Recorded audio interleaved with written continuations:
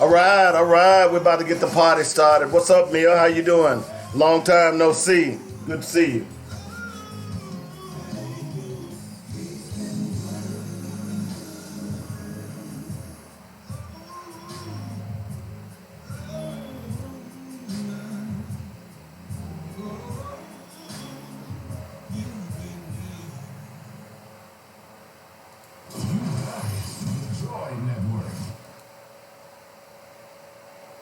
The views and opinions expressed today on Black Focus Radio are not the views and opinions of the station, its management, or its advertisers. Now, let's get ready to focus on our issues, our solutions, using our voices on Black Focus Radio. Welcome to Black Focus, the show designed with our community in mind, where we focus on our issues, developing our solutions, using our voices. Central Arkansas, surrounding areas, and the nation. Get ready. Black Focus starts right now. Phone lines open at 855-525-5683. So here's your host, David W. Coleman and Robert Webb. Hey, what's happening? Welcome to the Wednesday edition of Black Focus Radio. Our issues, our solutions, our voices. We do this thing every day about this time, noon to 2 p.m. We kind of take you to lunch. We help you digest your food. So I appreciate everybody that joins the show. You can join us also on Facebook. Just go out to Black Focus Radio. Also, it's on my wall as well. And of course, you can go out to YouTube. I'm going to post the YouTube link here in just a moment so that you all can have that as well. And it'll be happening here in just a second. But again, 855-525-5683 is the number. That's how you get in touch with us today if you want to join the show. Robert Webb, my co-host, is in the hizzy as well. Hey, Robert, how you doing? All good in the hood, brother. All good in the hood. Well, that's good to hear. We're gonna do Black Facts in just a moment. I'm gonna ask you because we've got actually an audio Black Fact Okay. by Dr. Joy DeGry. Oh, that's gonna be good. It's about 10 minutes, so I'll tell you right now. That's So I will warn you all that if you're listening to the show, in order to hear the full effect of what Dr. Joy DeGry is going to talk about in the Black Facts, you need to go ahead and log on to joynetradio.com and download the Joynet Radio app and listen through the app. Or you can listen on the website. Either way will work, okay? But go ahead and download that app because you want to hear Dr. Joy DeGry. I think you're going to find it enlightening and fascinating. So make sure you check that out here in just a moment. We're going to talk, we got some headlines that we'll get into as well today, but let me just read the tease to you. Hey, Latanya, how you doing? Michelle, how you doing? Let me read the tease to you for today's show. And I kind of swapped it up a little bit. Normally I tease specific things that we may talk about on the show, but I did something a little bit different today. So listen to this. Imagine, if you will, the sanctuary of never being discriminated against, never incarcerated unfairly, best seats, best eats, buying exclusivity, and a daily plate of entitlement, and still unhappy enough to hate. You know who said that? Paul Mooney. Listen to you. He woke, y'all. Yeah, that was by Paul Mooney. So today's show is going to encompass that. We're going to talk a little bit about the debate last night. I will tell you I didn't watch it. Okay. How can you not watch it, man? I'll tell you why here in just a moment. Oh, okay. I didn't watch it. And we'll talk about some other things that are going on as well here in the country and maybe around the world. But that's how Black, before we do that, let's do Black Facts. And by the way, this is an audio Black Fact, and you will hear Dr. Joy DeGry.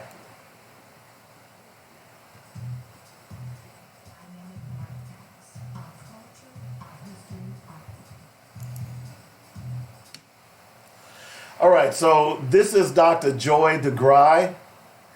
She has, and this piece was put out November 2017. She was speaking at an event in Opelika, Florida. It's kind of ironic that you realize down in that area, that's where they used to use black babies as alligator bait. The term gator bait actually emanated from that vicious act, or those vicious acts. In other words, they would, when a black slave would have a baby, they would take the baby and immediately go and sit it out by a swamp. And alligators, that's how they would trap alligators. So the name of this piece, and it's about 10 and a half minutes, is called Europeans and Their Lack of Empathy. So let's listen.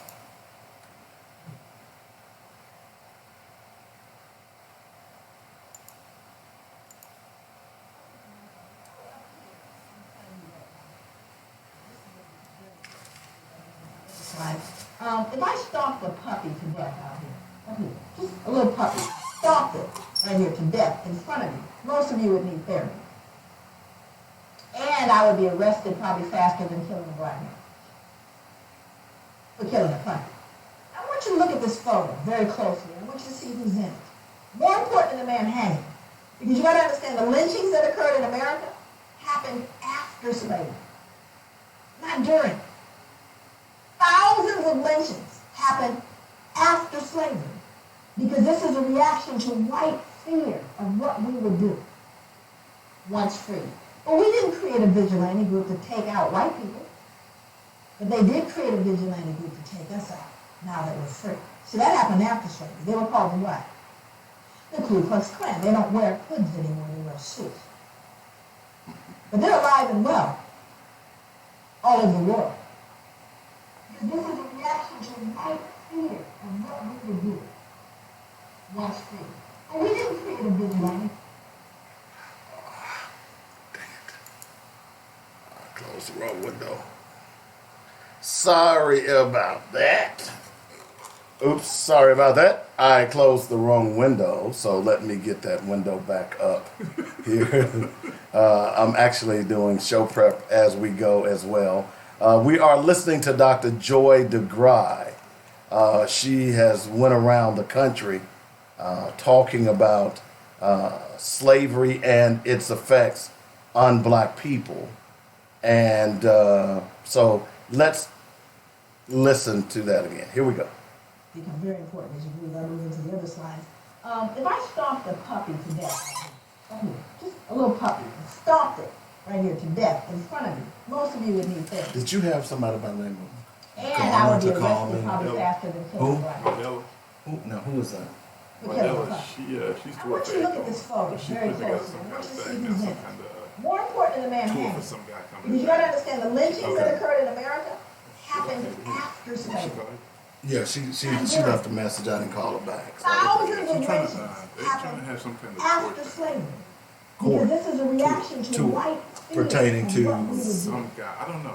I got the flyer and email. But we didn't create a vigilante group to take out white people. All right. But they did create a vigilante group to take us out. Now that we're free. See, that happened after slavery. They were called the what? The Ku Klux Klan. They don't wear hoods anymore. They wear suits. But they're alive and we well. typically don't. All over the world. If you getting paid, we ought to get paid. Even here. I think, I don't know if they got money Look to at do who's it. in the picture. But I want you to look at this little girl in particular. You can't see her closely, but she's actually grimacing. I think if she got the money, she'd Smirking. definitely do it. Okay. Now, remember, let's go back to the puppy Because I don't know if concept, she's too. put it together with somebody or how they do it. She would be loathed and torn up probably if this was a puppy. Which means he's less than that. Because she's not disturbed. She good people though. She good This black little people. girl is not disturbed by this. But she should be, shouldn't she? People always ask me, go, Joy, what was impact on white people? There it is. Right there. Can't feel any empathy. None, zero, zip. There's a little one back here even smaller. Because whatever she's been taught or told, socialized to believe, makes him no longer human. That's the greatest danger to white people, is that they can't feel it. And there's a reason why white people can't feel what we're talking about. Well, this is God, deep right what here. would you then feel? It's tough.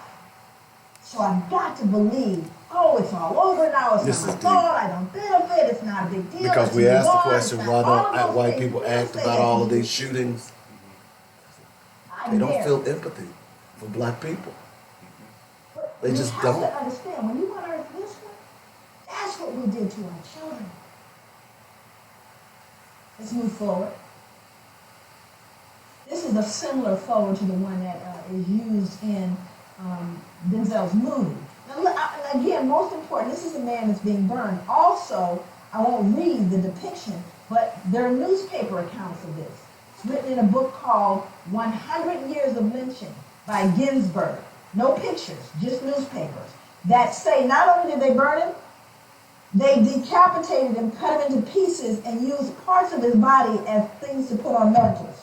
So people would say, get me a tongue, would you, or a liver, a little crisp, so I can put it on the mantle. Now again, I want you to look at the folks. I want you to look at who's here. We're not talking about the toothless, big gut, hooded wonder. Oh, we're looking at plain old, common, dressed up folks. They're squeezing, please, I want my picture taken. Are you following me? This is somebody's cousin, uncle, somebody. And the ability to do that, dehumanize this man and rob them of their humanity, all at the same time. All at the same time. That is the most dangerous, treacherous thing that could happen. What did Hitler do? He dehumanized human beings, put babies in ovens. Anything that robs us of our humanity is a danger to everyone. And that is what's going on with people of African descent all over the world, because not only did it get done here, but who did we tell the entire world? We told these people don't deserve any value. Everyone wants to be American, not y'all. But when we go, I literally go to countries all over the world. America sets the standard, and thank God for what happened later. Let's move forward. So a lot of people start saying, well, y'all not free, right? Y'all are free, everything's fine. That's it. See, whatever you talk about post-traumatic slave syndrome, people get locked there. You hear that? So there's a myth Post-traumatic that after slave slavery syndrome. ended, the playing field was level. Was it? Remember, all the lynchings occurred after slavery. That So wasn't that's during, what we're after dealing with slavery. right now. Anybody talk So, about that? we had black sharecropping. Now, we didn't get a lot of black history in our school. I have 4 degrees, and 3 of them advanced degrees. Never did I get black history. I got about 2 pages of black history, and one of them, what page was a picture? And there was a picture of little folks with the cabin.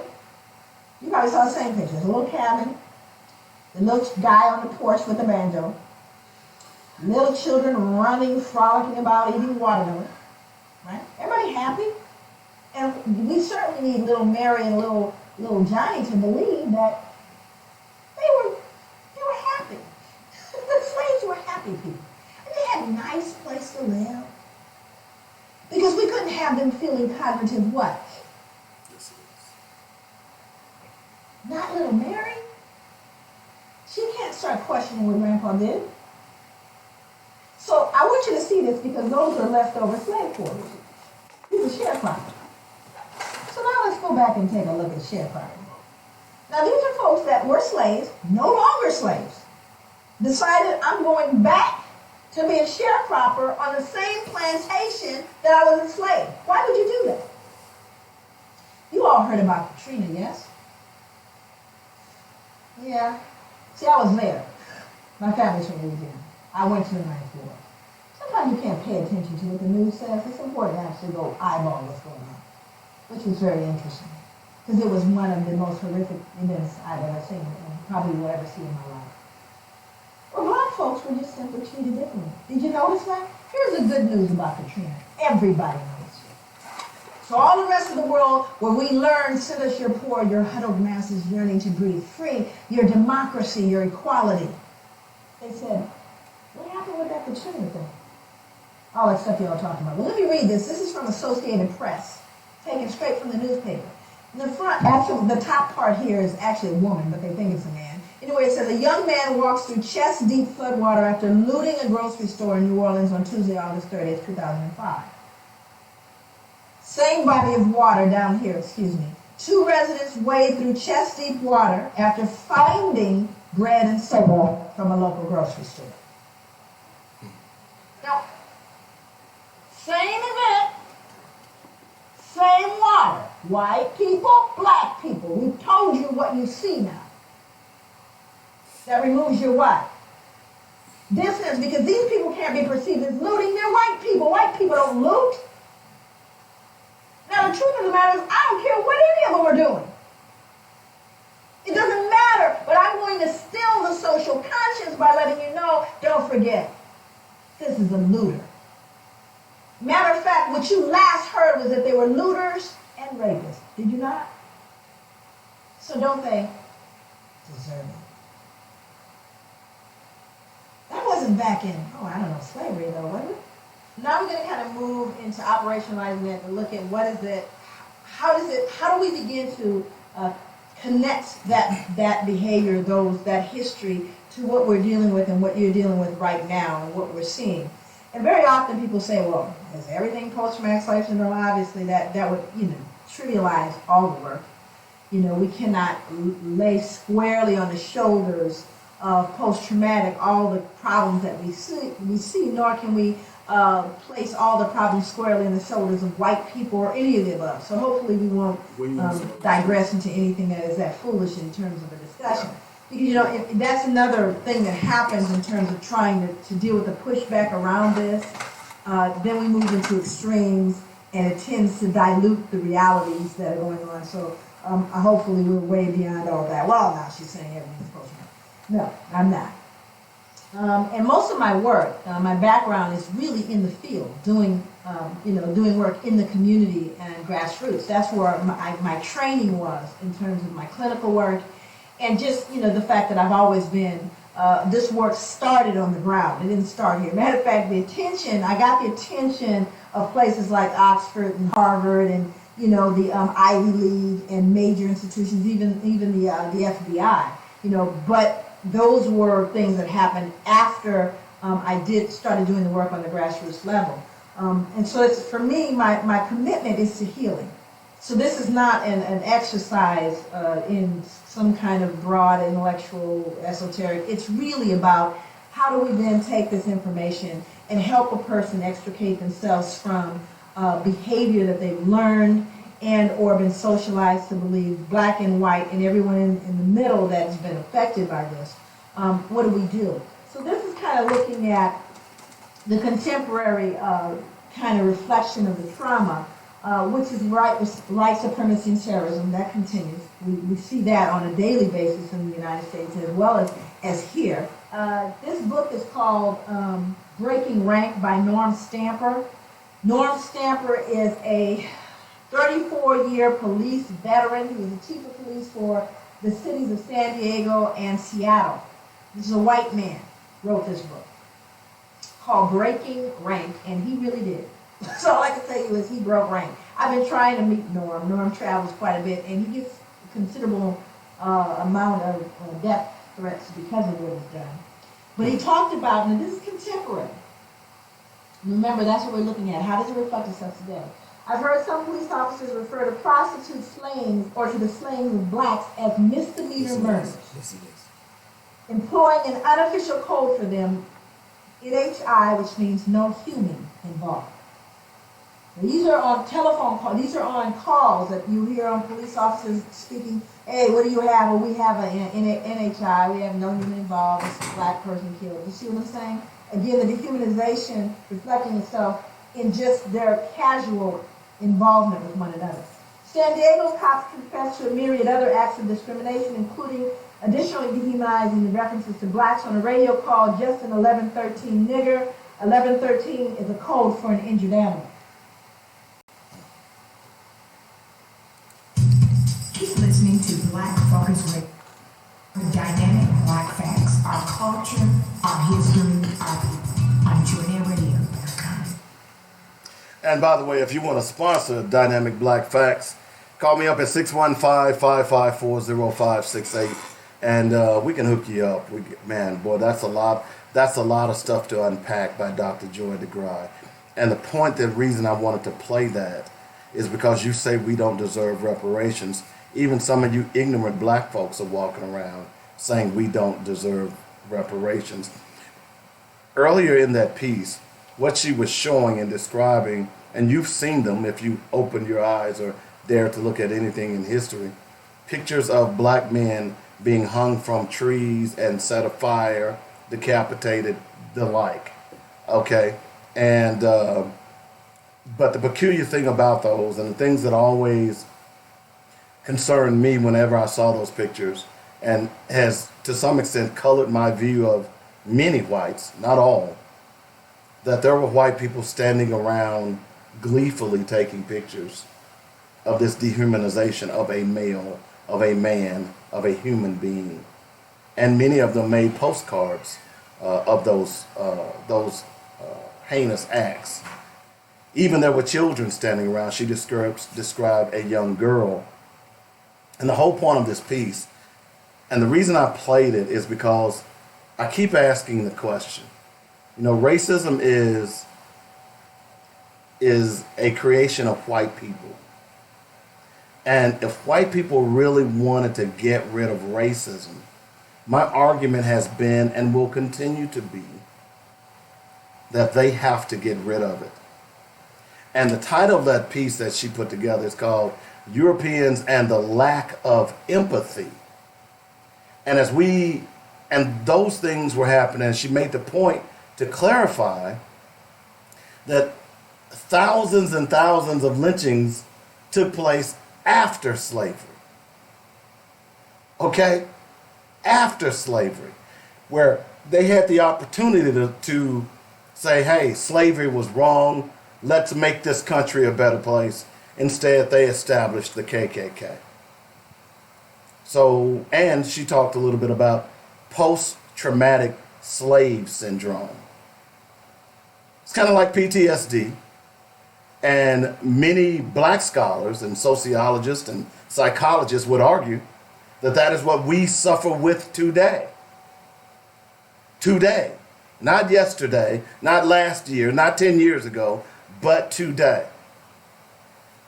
And I say that because I posted someone else's, I posted a meme that I got. And, you know, when I posted it, I thought about all of my friends who fight in the community, all of my friends who try to do things in the community.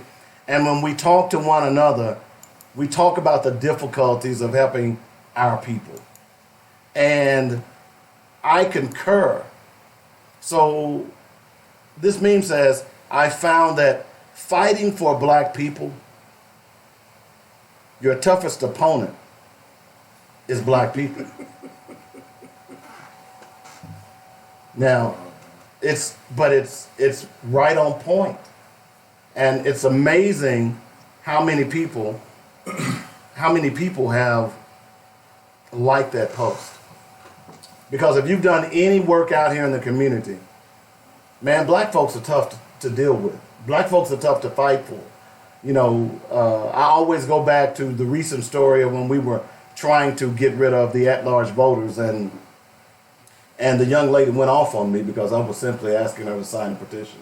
You didn't have to sign it, but I was giving you the reason why. You know, if you don't mind, here's why we're doing this petition. And she just simply went smooth off on me. Right. You know, not understanding what the overall picture is what we're trying to accomplish. So we deal with post-traumatic slave syndrome every day of our lives. Some people group it into it being white supremacy. Okay? And as I've said over and over again, that has affected the world. We told a story yesterday about the white Jesus, and did you hear about this story? So in Kenya, over the weekend, there were pictures floating around on Facebook where there was a white guy who was dressed like the Caesar Borgia. You know who Caesar Borgia is, right? Okay. The white depiction of Jesus. Right.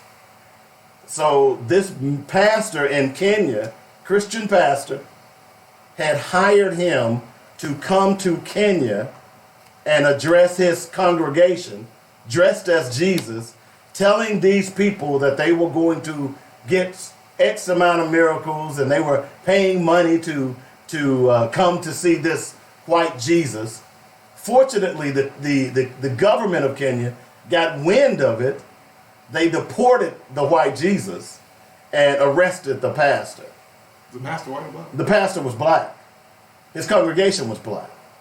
Okay? Now, the point in bringing that up is that is a pure example of white supremacy. Okay? And post-traumatic slave syndrome. That's a pure example of that. Okay? So, I don't even know what to say to that. so I say that to bring up this topic, and because there was some buck dancing going on for President Trump yesterday, and I don't know if you saw it, but I just want to read a little bit of this article from this pastor. I don't know if do you attend this church? You might. I don't know. You like to take shots at me, but I don't know why you like to take shots but at me. I just, it's just peculiar to me. And let me get to homeboy.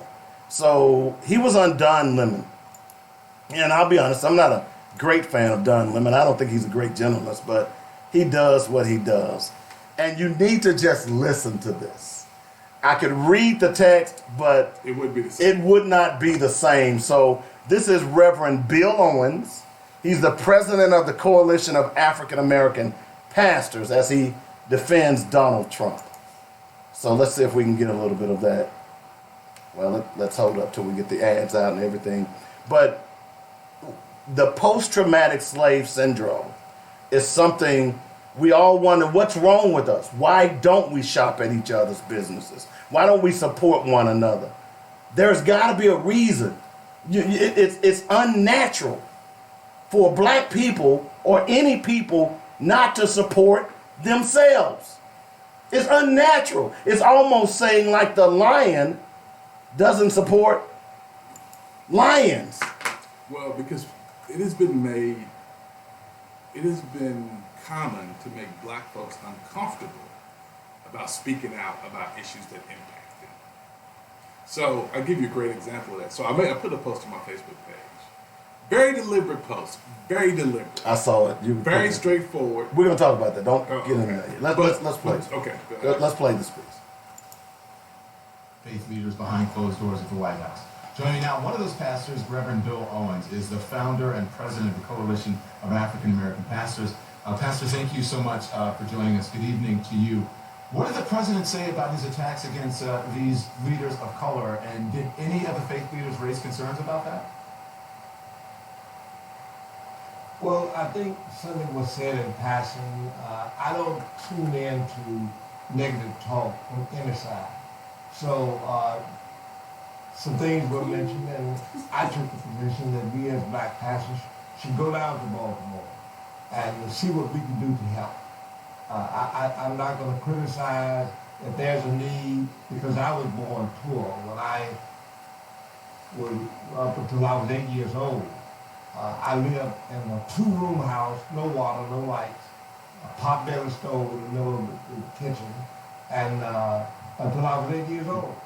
Pastor, So I so don't mind. we have a delay, so pardon me for that. So I just want to, just for the sake of time, I don't mean to cut you off here. The question was, what did the president say about his attacks against those leaders of color, and did any of the faith leaders raise concerns about that? I don't remember him saying anything about colored leaders, leaders that are colored. There were some things discussed, said, but I don't remember him referring to leaders of color. Did anybody there raise concerns about what he has been saying lately about people like Elijah Cummings or anyone? Well, that was not the purpose of the meeting today. The day of the meeting was how can we help the black community. That is my concern. That was the purpose of the meeting. That is the reason I came to Washington, and that is my focus. Helping our inner city young people especially, our children, our young people. So how you gonna do that? So the president tweeted today that he was looking forward to Why his are you asking meeting the question? with wonderful inner city pastors. Any concern for you that the president used this meeting with black leaders to insulate himself from that criticism? I don't think so. I don't think that at all because I've been to the White House 4 times in 5 months. So it was nothing about insulating him from anything. He wanted to hear from us what our concerns were and what he could do to help us. So, Pastor, you said some controversial things before. In 2012, you equated President Obama's support of same-sex marriage to supporting child molestation. You later walked that back. But that in itself is an outrageous statement. Why should anyone take you seriously? I've never said that. I have never said that. I had a difference with Obama about same-sex marriage. The radical left. Sorry about that, but you get the gist of Right, yeah. the interview. Right. You know, they like to throw them commercials into their interviews. Yeah. They But can pay the bills. but the point being is this: is that at some point, black people, regular black folks, are gonna have to realize that the leaders that we have looked to No, Dave, I'm gonna disagree with you here. are not leaders. I'm gonna disagree with you here. Cause you saw. We'll talk about the post. We'll talk about it. Okay. I'm not going that yet. No, we'll get into that here in just a moment. But Totally disagree with that. here's more of the interview. It's back. Hang on just a second. Little boys, you will note that all of them will say that they were molested as a child. Owen said at a news conference in 2012. For the president to condone this type of thing is irresponsible. He later walked those comments back, saying he didn't think the president was condoning molestation. Is that not correct? Just fact check for the That right is though, correct. man. I've never felt the president was doing it. As a matter of fact, the president was agenda. We had a deep conversation with one of his key assistants to talk about the things that we disagreed with him on. And the only thing I disagreed with President Obama on was same-sex marriage. That's the only thing. Then reporters tried to get me to go into other avenues, and I would not do it because I felt same-sex marriage was ungodly. And I took that position there. I take it. So I know it's hard for you. You think it's hard to believe that Trump is racist, but he's repeatedly used racially charged language. He consistently attacks black and brown elected leaders. So why is that hard to believe, Pastor? Well, I find President Trump leaders of all colors. He attacks who he will. He's his own man, and I can't dictate what he should or should not do. But he does not just attack black people. He attacks anybody, and you know it. So as a man of faith, as a Christian, you're saying he attacks anyone. It sounds like you're condoning attacks. Is that Christianly or godly? I'm just stating a statement of fact. I'm not condoning anything. I'm stating a statement of fact. President Trump does not pick the people he attacks because of color. He attacks anybody he feels needed. And is that okay with you? Well, I'm not his judge. I've been attacked. Let me tell you something. Let me give you a little back. All right, okay, I can't take it anymore. Okay, you know, see, that's what annoys me about a bunch of these Christian folks out here, is that when you make a point of fact to them, like Dunn Lemon just did, first thing they say, well, I can't judge him.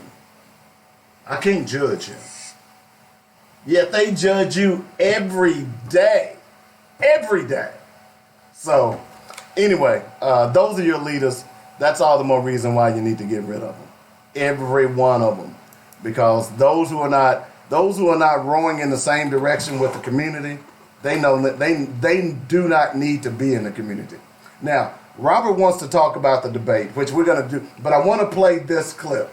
No, that's cool. Okay, I wait a talk minute. about it's gonna make it worth it. You told me not to. Well, no, I want to play this clip because this will lead us into the conversation about the conversation you had on Facebook, which I thought was comical.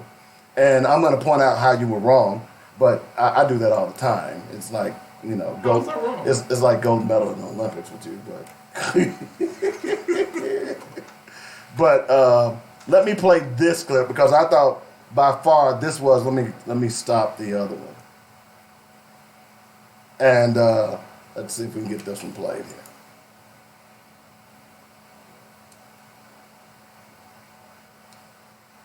Hang on.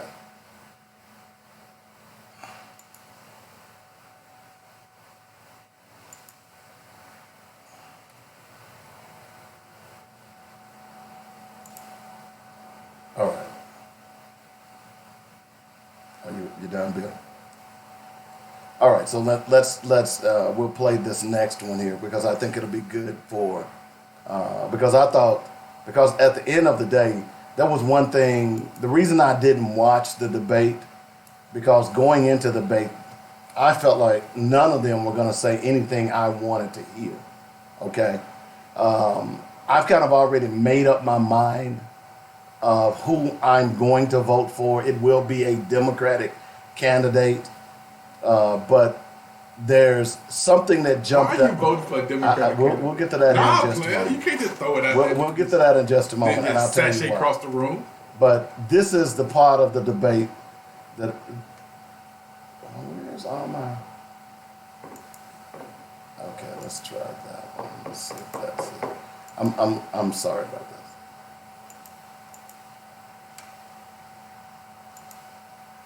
I got too many windows open, so it's kind of. But while we're loading this, while this is loading.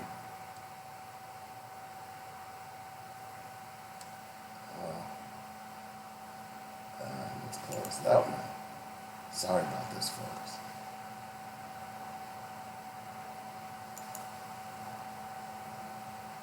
There it is. Okay, cool.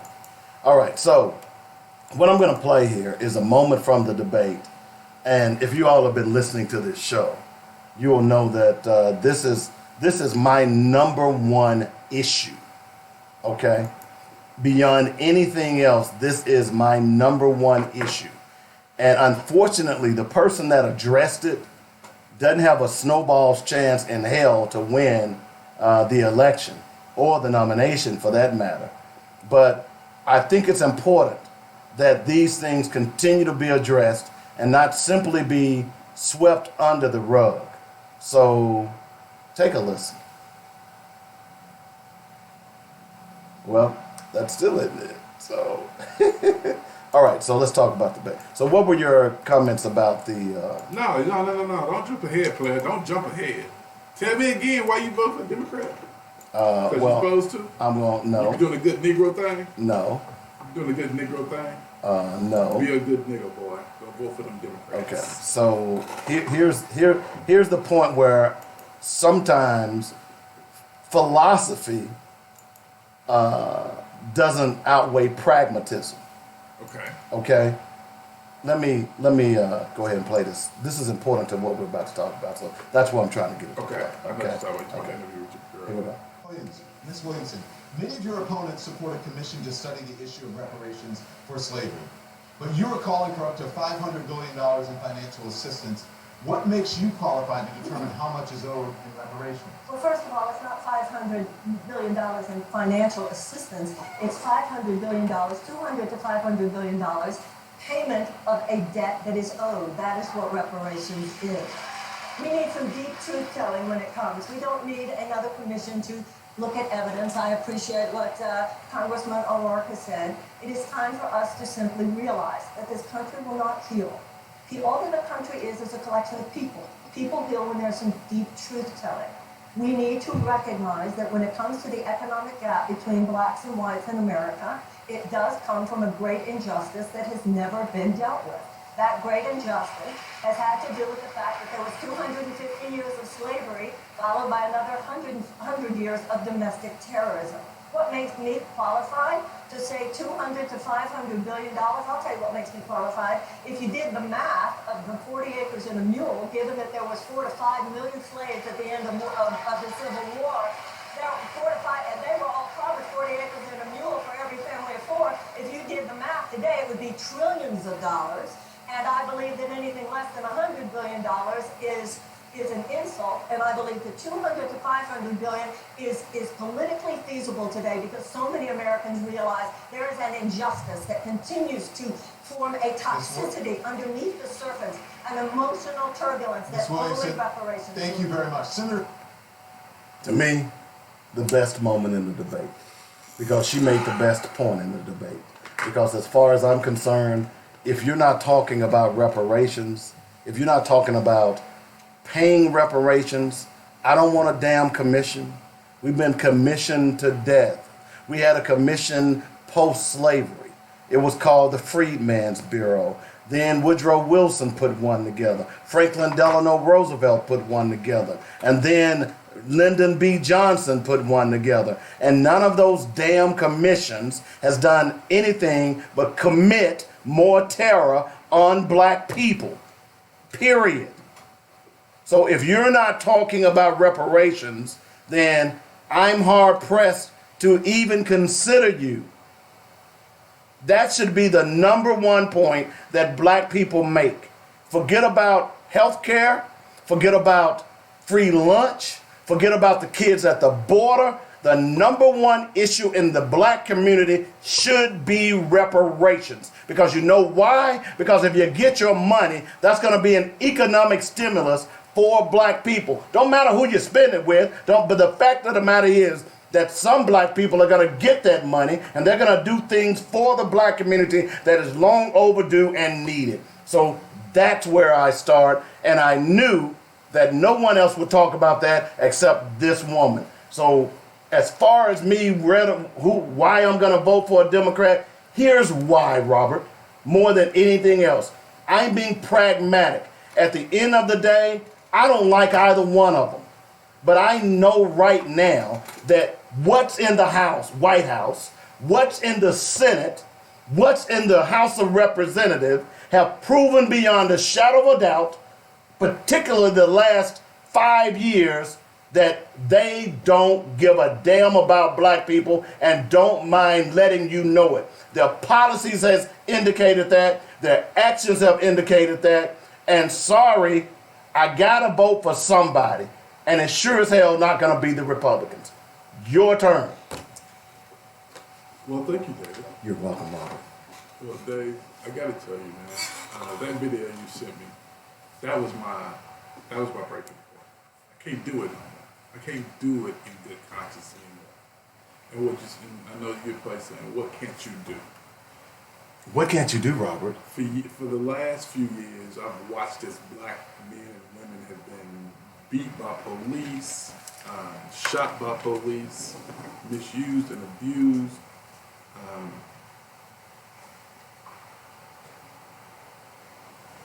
People have been hurt in these situations, and there's been no conversation. You have local women's groups that whenever there's something done wrong to someone, they're out and they're voicing their concern.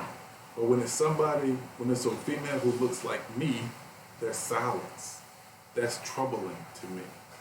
For that reason, and that reason alone, because again, I'm cool, I get reparations, I get how you feel about reparations, but when you start talking about value, I'm talking about the value of our whole race. Men, women, children, the whole nine. I mean, look at us holistically. I'm not looking at us individually, I'm looking at us holistically. And I say this to every brother, if we're not gonna stand up for our black women, we ain't gonna stand up for nothing. Because that video was very disheartening.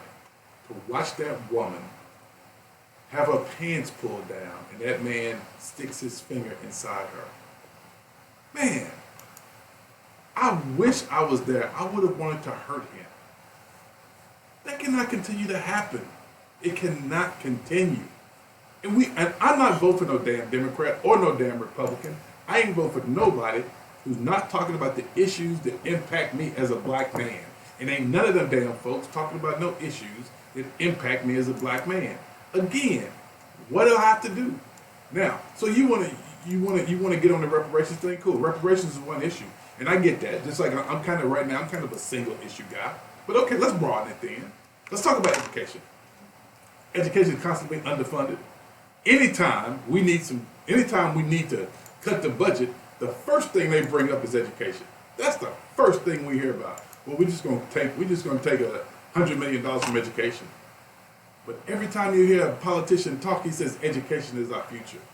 But you don't hear black folks up in arms about that. You don't ever hear black folks ask a candidate, if you're elected, will you agree to cut education if the budget gets tight? No, we never had that conversation. We vote off emotion. Oh, he said some good stuff. He's good looking. He's all this. Hell with that. I ain't with that no more. And if y'all with it, that's cool. Continue to let us be dogged and abused. Because, hey, again, insanity is doing the same thing, expecting a different result. And for all you evil, the two necessary evils, what the hell are you talking about? Evil is evil. One evil is better than another evil? When did they decide that? I ain't never seen that definition. I ain't never seen a definition the Bible say, less evil. Evil is evil. Evil is evil. Come on, man. I have to be an idiot to continue to vote for folks who don't even recognize me. In that debate last night, there was not one issue discussed. There was not one question asked. The woman who brought up reparations, she brought up reparations I take that back. Don Lemon did ask about reparations, right? Mm-hmm. He asked about reparations. Nobody white asked one question that impacted black folk. Nobody. Do I exist in this place? The only way I know to make myself exist is to not vote for you. Because again, at the end of the day, if you ain't talking about police brutality, if you ain't talking about education and the impact it has on our community, I'm done. I'm done. Global warming, understand. Medicaid, understood. Understand all that. But as a black man, I'm in this country too. And I want to be addressed like everybody else. Peace, player. You know, that sounds good, Robert. But at this current time, remember I said philosophy over pragmatism. How is it if we take what you're saying, how do you change the current system that we deal with every day? So what? If we all agree with what you're saying you're not going to vote for a Democrat, you're not going to vote for a Republican. So how do we change the system without participating in the system? How we gonna vote? We just ain't vote for a Democrat or Republican. So then you. But this is the thing, though. See, this is the thing. This is what's problematic for me right here, Dave. Mm. So you got black folks saying what you saying. If you don't vote for either one, we gonna be just as much trouble as we've been in. Show me when Obama was in when Tamir Rice was shot, who was president? Richard Nixon. Okay. When Trayvon Martin got shot, who was president? Andrew Jackson. Okay. So when who is it? My man down in when Alton Sterling got shot, who was president? Philando Castile, who was president? George Washington and Abraham Lincoln. Okay. So my point to you is very simple. It don't matter who the damn president is. I'm still getting it. I don't care if you're a Democrat or a Republican. I'm taking it up the butt, regardless of who the president is. So how you gonna tell me that if I don't go vote, it's gonna get worse for me? But how the hell does that look exactly? Well, here's my point. No, how does that look exactly? Hold on. How does it get worse for me? Can I answer the question, please, sir? Feel free, because I'm about to get hot up in this. I'm glad I'm sitting over here. I might need to put the camera on him in case he want to crack me. No, man. But here's my point. And I agree with everything you're saying. Trust me, and you know I do. But here's what I talk about all the time. We have to try and use the weapons that are in front of us to try to initiate change. It does not mean that one weapon is going to do everything. There is not a silver bullet. But my argument is this. If black people really want to do what you're saying, this election, and I think I said this once before, is the opportunity to show your power, okay? Because black people have never went to Democrats or Republicans for that matter and said, hey, we've followed you for the last 30 years, hook, line, and sinker, and you haven't done anything for us, okay? So here's the opportunity, more so I think than ever before, and here's why. They saw how black people turned out for Obama. In 2016, Hillary Clinton did not have those same numbers. That was the first evidence of the power of the black vote, okay? The second time was 2018. Now, here's an opportunity for black people to say, all right, we're going to turn out in droves. We're going to vote for this party. Once it's done, here's our demands. Now, if those demands are not met, at that point, we are that political bloc that we don't really know, we don't realize. That's what I'm saying. This will show beyond the shadow of a doubt the power of the black vote. Because we've seen when we don't turn out, Hillary Clinton wasn't elected. I get you can't do that. I'm just listen to my point. You ain't doing that. Listen to my point. Nope. If the only way that we're going to get politicians, regardless of any party, to pay attention to us is that they're going to have to understand that we vote in blocks. And the only way to do that is choose a candidate, choose an issue, and vote for it overwhelmingly. That's what I'm talking about. You got to use their system against them. Simply just opting out and saying, oh, well, I'm not going to vote is going to reinforce what's already still there. I'm not opting out. I'm going to vote. Okay. I just ain't vote for Democrat or Republican. Okay. Now, let me be clear. The reason Hillary lost was because 53% of white women voted for Trump. Mm-hmm. Don't put this on black folk. Okay. We ain't do that. We ain't do that. Just like when black folks said we elected a black president, white folks said, we helped y'all elect a black president. We elected him. Why is it that when somebody lose, we get the blame, but when somebody win, we don't get the credit? Come on, man. I'm tired of that. What I'm saying is very simple, Dave. At the end of the day, if you want my vote, I don't give a damn what party you in. You need to talk about the issues that are important to me. And if you're not putting value on black life and black face, then you ain't getting black vote, player. Just plain and simple. Okay, that's your vote. But again, and if you're a black man or a black woman, is that also is that practical? Hell yeah, it's practical.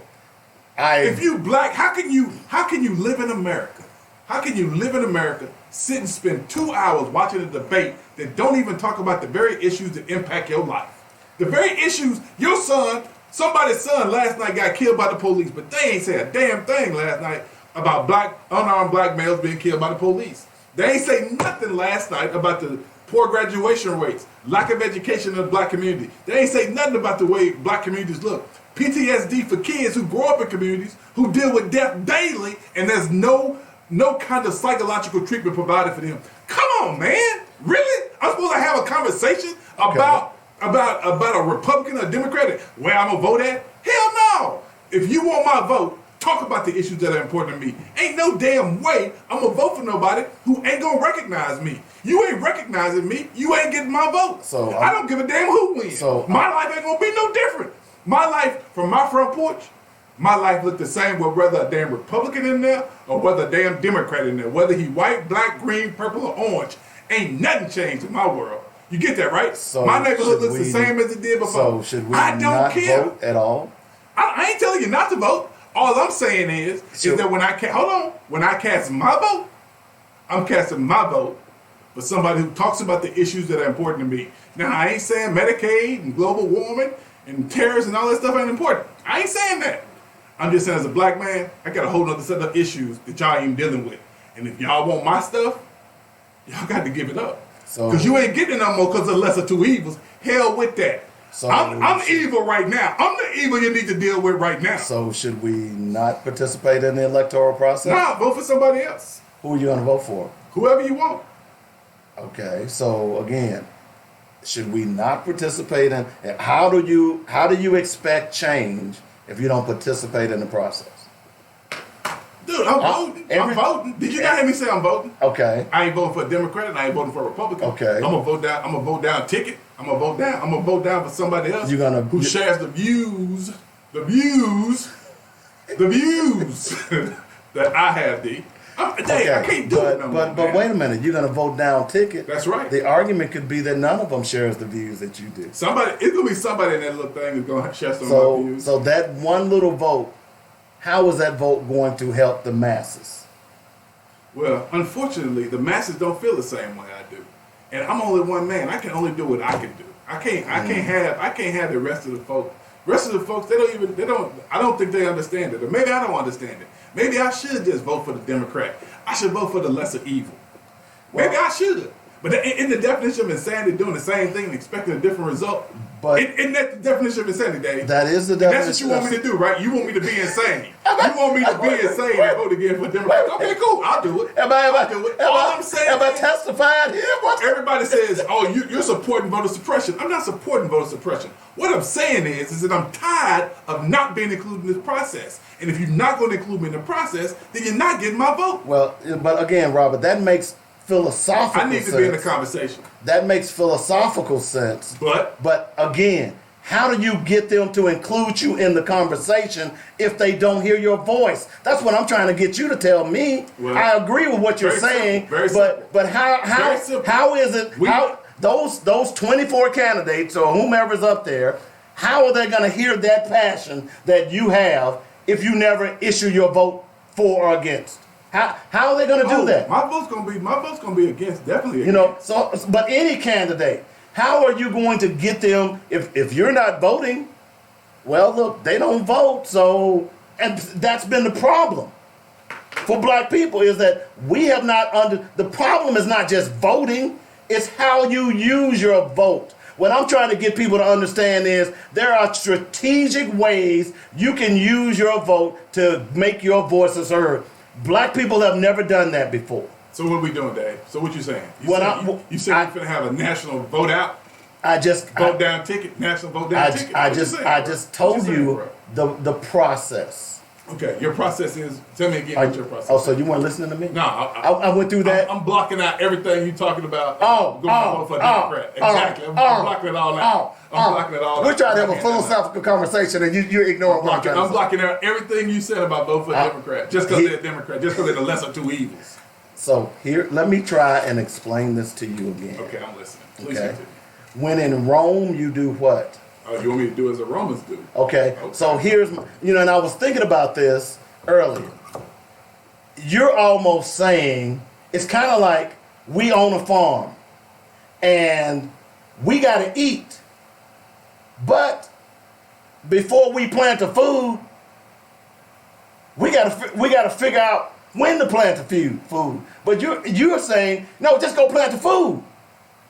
No, we got to figure this thing out. How do we use our vote to its utmost ability? And as I gave you an example with Obama, with Hillary, those are two stark contrasts of the power of the black vote. Now what I'm trying to get black people to understand is, okay, you see those two stark contrasts. Now let's start targeting our vote. We understand that power. Now let's start coming together, choosing candidates, and utilizing our vote to get certain candidates in power or in office. Once that... Who is that candidate? Let me finish. Okay. Once that begins to happen, then the Democrats, the Republicans, the poop butts, the whatnots, or whatever they are, will beat a path to our door. Right now, here's what black people do. Our vote is a shotgun, okay? And we aim it, and it just disperses everywhere. And it gets nothing done. Our votes need to be like a sniper rifle. That, okay, let's target ABC candidate in this state or in this country. And let's pour all of our resources and our votes into him or her. And then let's target this candidate and pour all of our resources and target into him or her. And then what'll happen is that those candidates will be the path to our door. That's what I'm saying. I understand your philosophy, but pragmatically, it doesn't work. It will not work. We have to start pooling our votes and block voting in order to get things done. That's all. We're saying the same thing. It's just that... No, we're not. But go ahead. Okay. Please continue. We're saying the same thing. I believe we are. I'm simply saying that black people have never been taught how to vote. How to pool their vote, right? They've never been taught how to vote. They just said, hey, go and vote.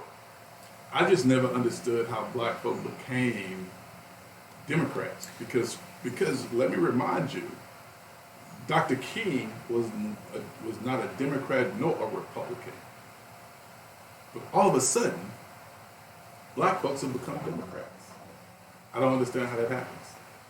More importantly for me, this is my protest because I want people to understand that I just can't take this no more. I can't in good conscience continue to watch this happen. Because let me tell you something. Joyce put up a video, Senator Elliott put up a video last night on Twitter that I watched, and watching the video, I started crying. It was a black man who got pulled over for whatever reason. The guy never told him why he got pulled over, and the guy kept telling him to put his hands behind his back, and he would not do it. And then the guy called for bag up, and when the guy came with bag up, he just walked up to him, put his hands around his neck, and then they just started fighting with him, and the black man fought back. And I started crying. Let me tell you why I started crying. Because I have seen that so many times that I felt that brother. Yeah. I felt him. I felt what he was going through. I understood that. And my thing is, I said to myself, ain't another brother gonna die because of this, because we got to do something to stop it. We got to. Agree. So what do you suggest we do? I didn't stop you. My reason for making that post was very simple. You got to start the conversation at some point. Now, unfortunately, some people get it, some are not getting it. But I got plenty of time to help more get it. Because this is the thing. I refuse to watch another person die like that. That is crazy. That is crazy. That's like watching a brother die getting shot by another brother. There is no difference to me when a brother dies. For nonsense. There is no difference to me. Now, to some people, there's a difference. I ain't talking to them. Hell with them. I'm talking about people who understand that just because, regardless of who you are, black is black. Whether I'm a black lawyer or I'm a black thug, I'm still black. And the thing that I hate most, and the thing that black people piss me off about, is that here we are today, we're living in a world where Trump is doing his thing, and his people are supporting him. They are all behind him. Now, black folk, we ain't gonna do that with no candidate. If somebody say he said something that wasn't right, we running as far as we can from him. Black folk, wake the hell up. If you down with black, you're down with black. If you ain't, you ain't. Plain and simple, and I'm done. We got to take a break, y'all. We got Robert on fire today. We'll be back in a moment. We're taking the top of the hour break. You're listening to Black Focus Radio. Our issues, our solutions, our voices. And Robert, actually, he really agrees with what I'm saying. We're saying the same. You said the same thing. Like I said, though, I just started the conversation. He just wanna be mad today. Okay, back in a moment.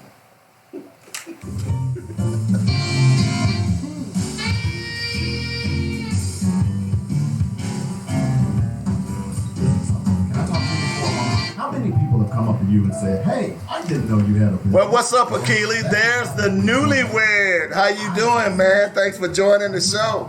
I'm joininradio.com and let the world know that you're in business. I know what you're thinking. Advertising is so expensive. I've got a great package for you that will cut your expense and increase your bottom line.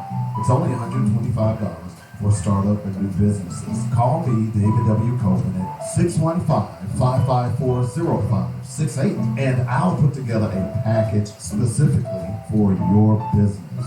Now is the time to tell the world, hey, I'm in business. Come spend your money on quality goods in my store. Ooh, Haiti is joining the African Union. Here's the number. Good for them. Call me 615-554-0568. We are here to assist you in building your brand. Hi, I'm attorney Theodore Thompson from the Thompson Law Firm, and I want to help with your legal matter. Whether it's criminal defense, bankruptcy, personal injury, or family law, I want to help you. I can be reached at 501-503-5095. But do you understand? Don't face your legal issues alone. You need an attorney whose primary objective is to provide you with the best legal representation. Our office address is 415 North McKinley, Suite 710 in Little Rock. I'm attorney Theodore Thompson, and I want to provide you with the best legal representation. I'm so glad I found the kicker. Dave's kicking his finger. Removed the guesswork and intimidation and offered me a very supportive and structured environment specific to my personal goals. Kim Leverett and her certified personal trainers even offered nutritional guidelines for my personal workout. It's about me. At A Kick Above. Call 501-868-8850 or go to akickabove.com. Now, what am I wearing tonight? Thanks to A Kick Above, I look marvelous. Mitchell Funeral Home welcomes all of Arkadelphia and Arkansas in Clark County since 1966. At Mitchell Funeral Home, they understand that the funeral is a celebration of a life and legacy, so the entire staff takes great pride in the caring, personal, and professional services they provide. Donations, funeral planning, burial policy, life insurance, notary, and monument sales are just a few of the services they offer. Flexible packages are available as well. Mitchell Funeral Home appreciates the trust and confidence placed in them and will continue to enhance their services so as to serve you better. Call now. Get connected. 870-246-2611. That's 870-246-2611. Call, click, or come by. MitchellFuneralServices.com. Don't wait till we're needed. Call us now. Let's walk through this together. 870-246-2611. It's quality you can appreciate and service you can depend on at Mitchell Funeral Home. The views and opinions expressed today on Black Focus Radio are not the views and opinions of the station, its management, or its advertisers. Now, let's get ready to focus on our issues, our solutions, using our voices on Black Focus Radio. Welcome to Black Focus, the show designed with our community in mind, where we focus on our issues, developing our solutions, using our voices. Central Arkansas, surrounding areas, and the nation. Get ready. Black Focus starts right now. Phone lines open at 855-525-5683. So here's your host, David W. Coleman and Robert Webb. All right, we're back. I got Robert a sedative. It ain't working, player. It ain't gonna work. I'll give him a couple of shots of Mad Dog 2020, and he'll be okay. I saw a post the other day that they didn't even know that the MD in Mad Dog 2020 it meant Mogan David. What did you think of it? They just thought it meant MD, Mad Dog. You know, I'm like, Lord have mercy. I mean, have you never read the bottle? It clearly says Mogan David on there. Okay, but we're talking a little bit about the election last night and not the debate. The debate. I'm sorry, last night, and in a roundabout way, because I think to what Robert is saying makes a lot of sense. Because black people over the years have they've been like a ping pong ball. They went from Republican to Democrat. And I see, my argument is that part of the reason that continues to happen is because we've had leaders, so-called black leaders, who refuse to tell our people to take a stand. We've had our black leaders who refuse to say, all right, it's time to stand up for us, because we've been so dependent. It goes back to that post-traumatic slave syndrome, where we've been so dependent on massa that we're afraid to run up against massa, and anyone that crosses the creek the wrong way, they look at you crazy. I agree. You see what I'm saying? So we have gotten to a point where we've got to make people, when they have a debate, it shouldn't be the black reporter to bring up the black issue. That's been going on for decades. Anytime they have a black reporter in these debates, you can go back and look at them. The black reporter is the one that brings up the black issues. Yeah, because it ain't important to nobody else. So the point that we've got to start demanding is that how do we get these people to start hearing us? I'm saying one way is the vote. That's one way. You got to use what's available to you. The other way is what I talk about all the time. Are your dollars. And the most effective way to make them hear you about your dollars is simply in 3 weeks, don't have your child to show up for the University of Arkansas football game. or Alabama or Auburn or Michigan State or USC or Oregon or Texas. Don't have the 70% of those young black males that are playing college football, don't have them show up in 3 weeks and they will change overnight. The problem is that no one wants to do the tough work. No one wants to do the dirty work. No one wants to stand up and say, here's what we need to do. Everybody want to get along to get along. That's part of the reason Donald Trump is in office today. Because half of the people that are against him now was his buddy, Al Sharpton. Well, you got to be against him now. But I mean, I think it's important. I want people to understand me. I wasn't in Nazi Germany back in the 30s, but I would like to think that things like this were happening. Of course they were. That's what Dr. DeGraw was talking about. And they stayed silent. They kept doing what they was doing because they believed if I just keep on voting for whoever, it's going to get better. I have been voting since I was 18 years old. I voted for a Republican once, voted for a Democrat the rest of the way. You voted for Asa? No, I voted for, I don't remember who it was. I think you voted for Asa, don't you remember? No. What's crazy to me is that when I voted for them, the only thing I voted on when I was 18 was who I knew. I don't know issues. I didn't have no issues at 18. Mm-hmm. I was 18. Mm-hmm. What issues did I have, right? Now, as we move forward, now I'm in my 50s, or now I'm 50, and I have realized... You're in your 50s. No, I am 50. If you're 50, you're in your 50s. No, you ain't in your 40s. I just stepped over the line of 50. God. So let me say again, now that I am approaching my 50s. Wait, but you're in your 50s. You just said, how old are you? I'm 49 and a half. Oh, you're not either. I'm 49 plus 9. Oh, God. No, seriously though. I voted for things out of pure ignorance. And I'll be the first to admit it. But now, at 50 years old, there is no way I can continue to do the same nonsense I did when I was 18. Mm-hmm. 18 to 30. I can't continue to do it. Mm-hmm. That's crazy. Right. Mm-hmm. And again, people are telling me that I should feel bad about it. Well, you know what? Robert, you're suppressing the vote. You're gonna dilute. You're gonna make people not go out and vote.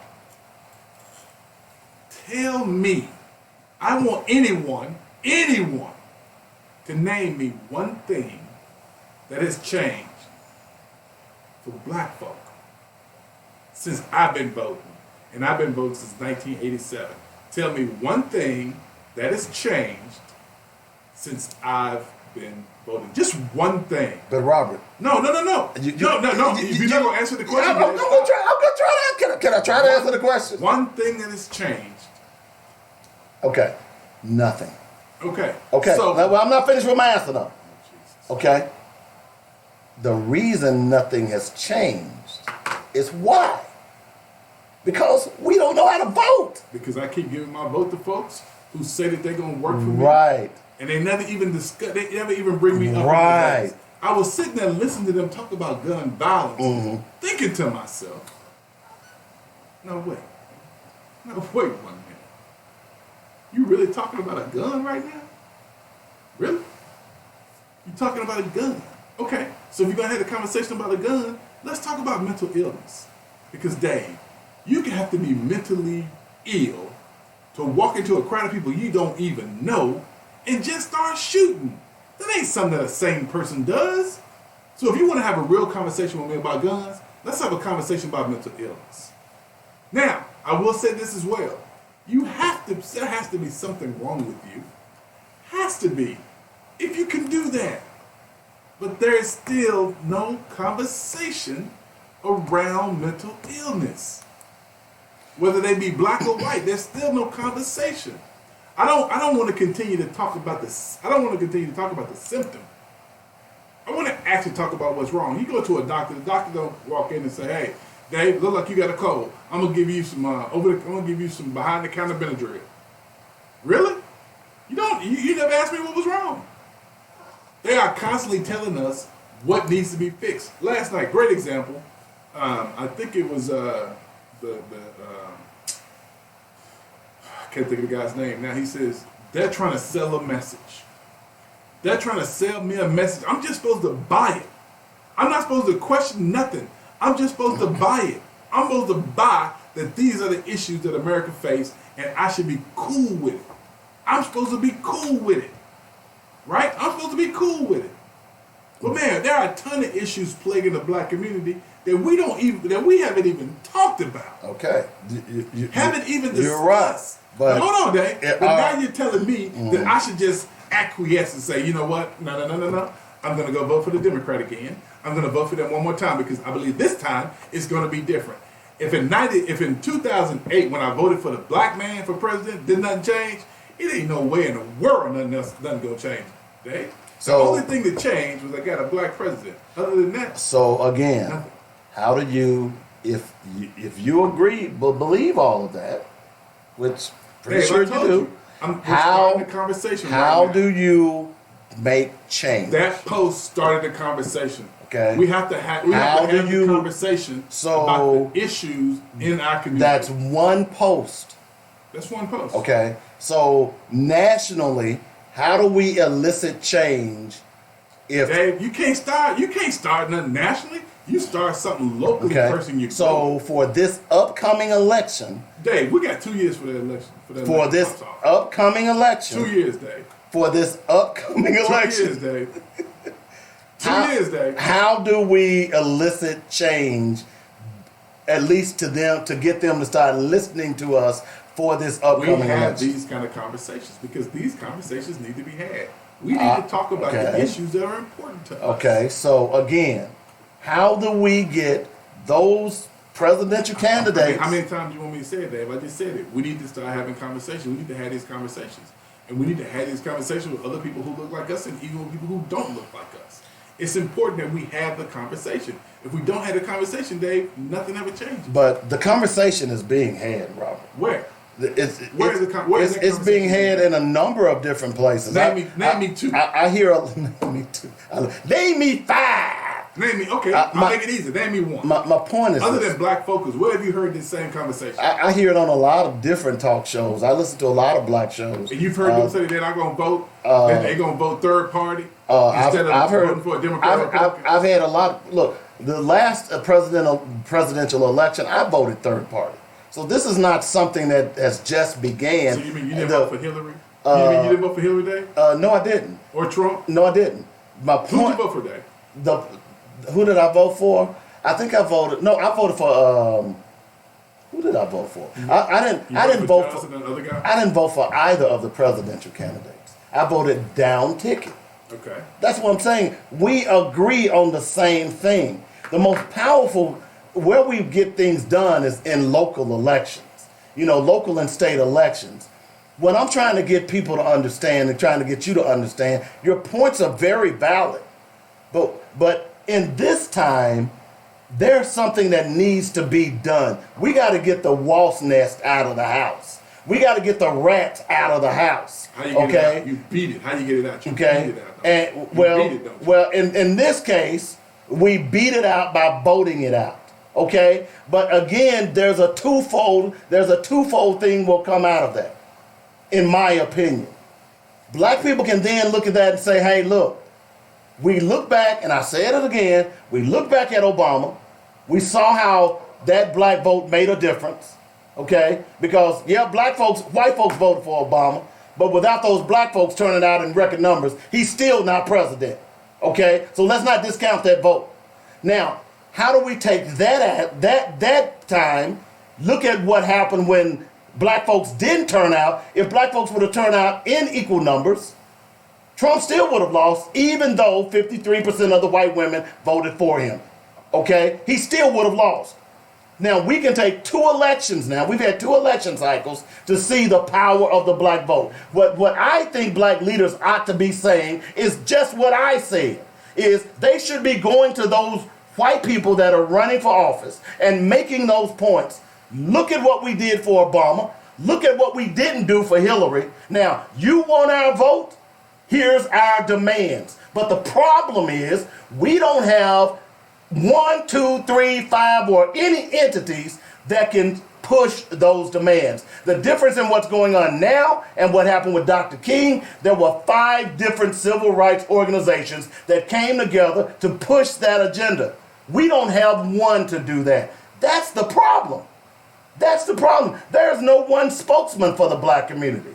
We don't have one group that's a spokesman for the black community. It's not the NAACP. They're too busy fighting gay rights. We don't have the Black Panthers. We don't have Student Nonviolent Coalition Committee. We have nothing. So what I'm trying to get black people to understand is this, is how you use your vote is the key to changing this country. But you've got to learn how to use it strategically. How do we teach that? Yeah, we can talk about it on this show, but we have to have some national conversation about not just going to vote because your folks died for your right to vote. No, that's not good enough. Why am I voting? And as you say, Robert, what am I going to get from my vote, for my vote? And right now, the Democratic Party hasn't even offered up anything along those lines. But what I do know is that those white supremacists and those racists in the White House, they got to go, dog. Period. And unfortunately, the only way to get them out is to vote for the Democrats. Unfortunately. The real big picture problem is this two-party system. That's a story for another day. The big picture problem is this two-party system. But until then, we have got to be able to use the tools that are in front of us to try to make hay. That's what I'm saying. Because we agree, we say the same thing. But at this point, we got to get those races out of the White Houses. So at this point, I can hold my nose and vote for the Democrats. Because you go ahead. Because I ain't holding mine. Well, that's fine. But I'm simply saying, if I hold my nose and vote for Democrat, what I'm saying to everybody is, it's okay. I appreciate your abuse. Please give me more. No, that's not what I'm saying. Yes, it is. That's what you're saying. No, it's not. Dave, if you vote for people who don't even discuss you in a debate, you are saying, I'm okay with the way you treat me.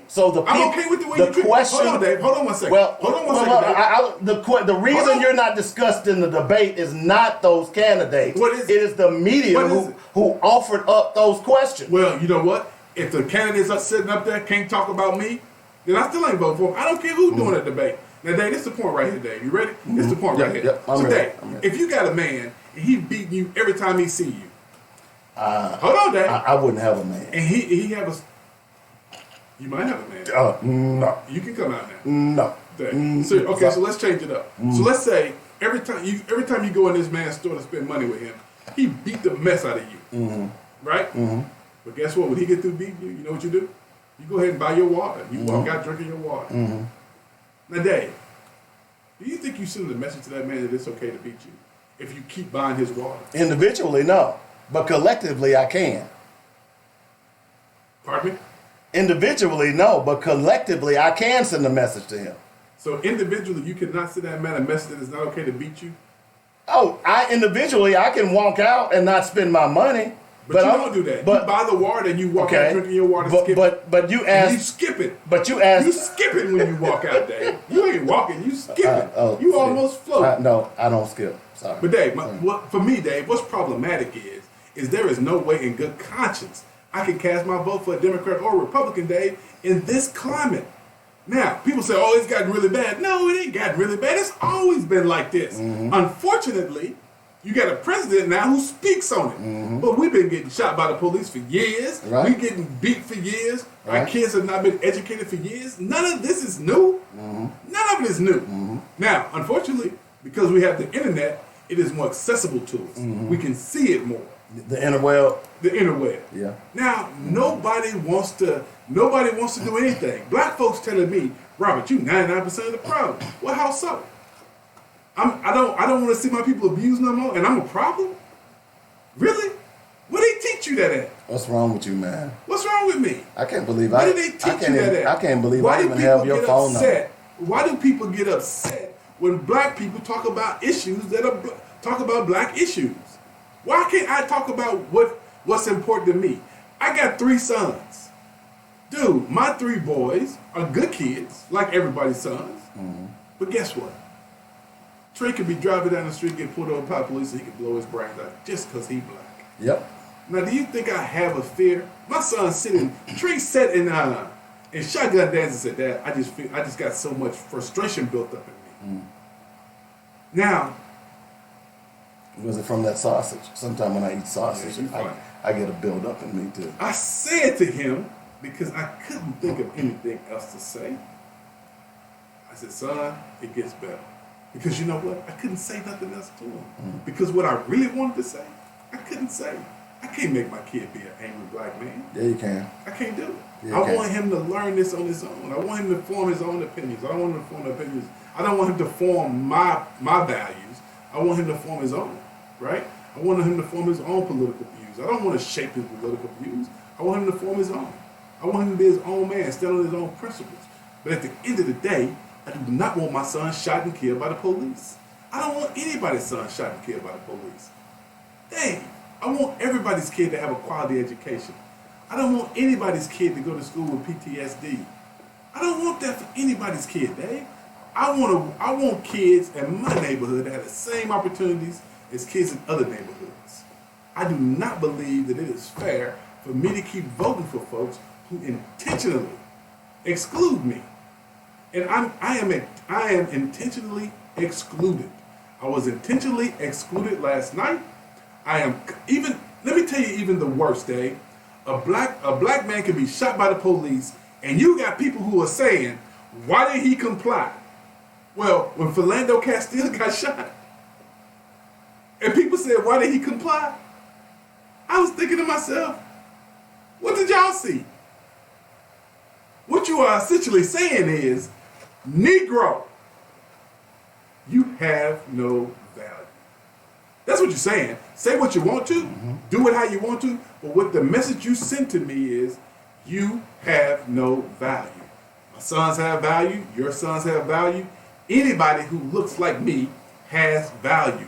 That woman having her pants ripped down on the side of the road, Dave, and this man sticks his finger inside of her. Dave, man, how can I vote for somebody when I'm witnessing this kind of behavior, Dave? And it's not even being discussed. Dave, not one white women's group came out to support this sister. Dave, what that says to me is, you don't value me. The way you're going to value me is I'm not giving you my vote no more. All right. My vote is not yours. My vote will not be taken for granted. I am not going to vote for the lesser of two evils, because guess what? That girl on the side of the road, she got evil. That was evil.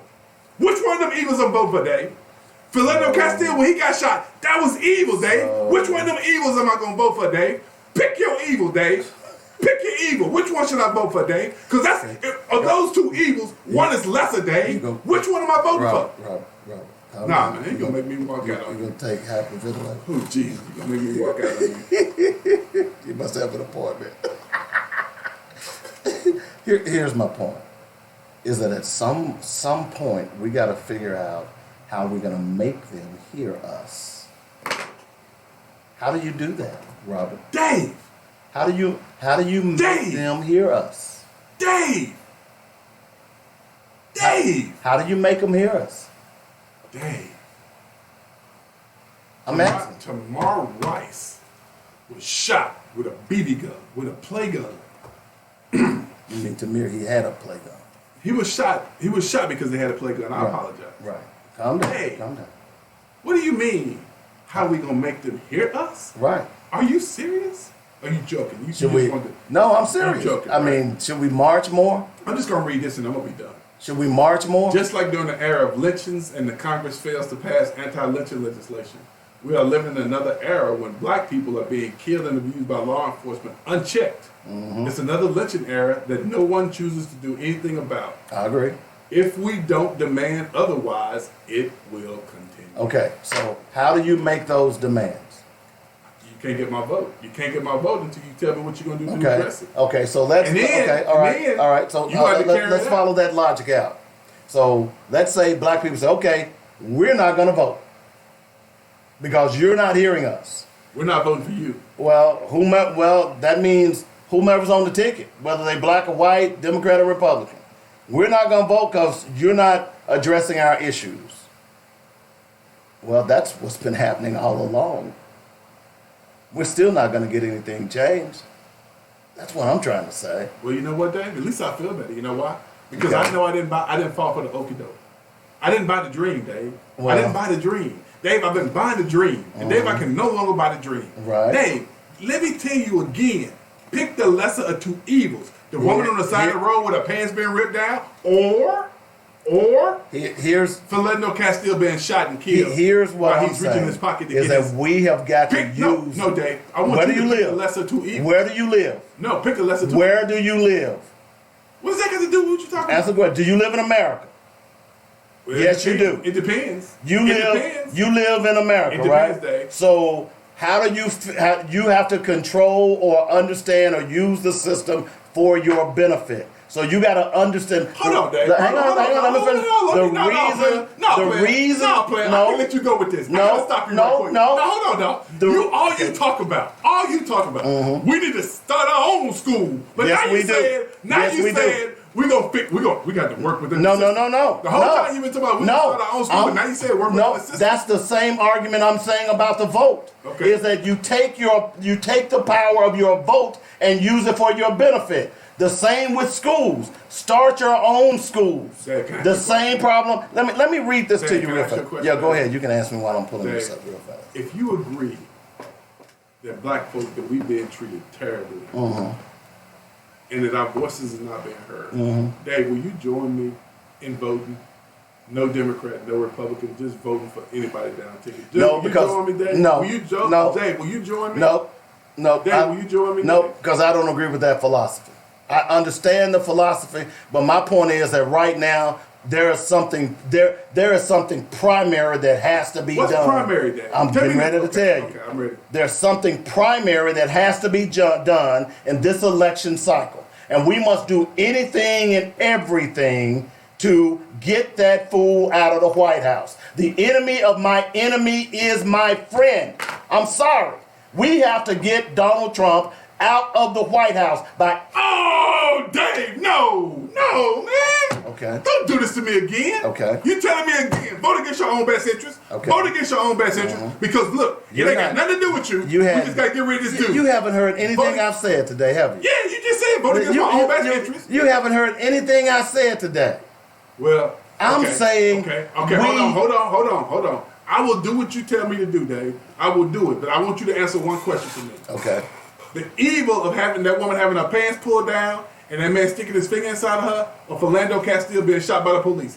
Pick the lesser two evils, Dave, and then I'll go vote Democrat. Pick the lesser two evils for me, Dave. Are you saying that the Democrats or Republicans caused that to happen? Pick the lesser two evils. I would argue that the reason. Are you gonna answer my question? I'm about to. I would. I just want you to say. I just want you to say Philando Castile or the woman. Dave. No, that's all I want you no. to say. I don't need no long diatribe. I don't need no long. I don't need no speech from the podium, Dave. Okay. I just need simple comments. Here's the point. Now let me just read this real fast. This is from my book list.